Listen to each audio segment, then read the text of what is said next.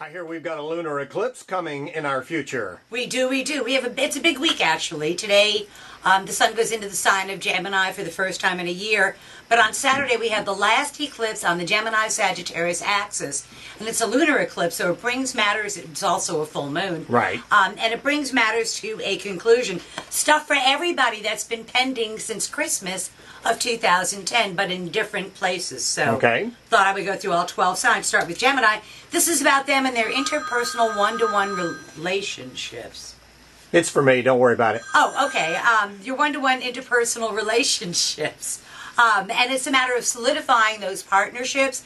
And whatever you end up with on Saturday is where you're going to be in that particular relationship. For Cancers, it's a matter of finishing up things behind the scenes. They've been struggling over the last 2 years or so to put something into effect that liberates them in some way. Well, this last eclipse on Saturday starts to put all that into motion so that when Jupiter enters their sign in July, it's happy days a year again for them.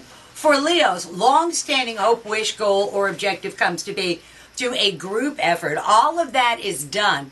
And whatever you have left on Saturday is the real deal, and you can depend on it. And you have to remember to thank God, because Leos get what it is that they had asked for. Okay, I'm ready. For Virgos, it's in their 10th house of career and public standing, and they've been saying for 2 years, you know, if I could do this and that and this and that, I'd change my job in this way.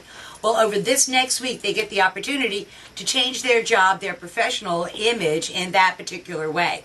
And by Saturday, they will know how successful they were with making those changes. For Libras, it's a great eclipse for them. It brings to them contracts, negotiations, legal agreements, important matters, important things that really truly matter to the Libra come to be over the next week or so. And it's a finishing up process. And to Libras, I say the law's on your side. When it's on your side, use it. For Scorpio, it's about the resources they share with other people.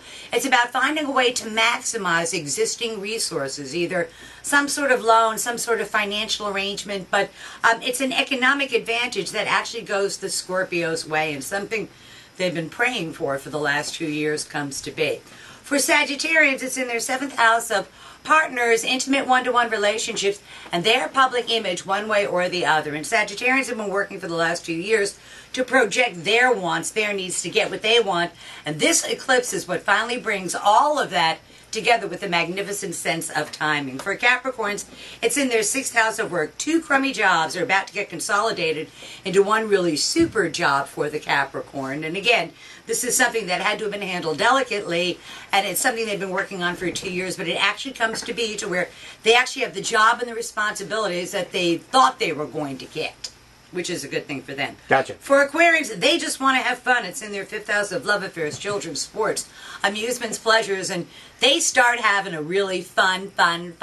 And they get to take something that was a dream and make it a reality. Something they've been dreaming of for the last 2 years actually becomes a reality for them, which is a very cool thing. For Pisces, problems that they've been dealing with at home for the last 2 years that they hope would finally go away, finally get resolved, for good or for ill, one way or the other, over the next week or so.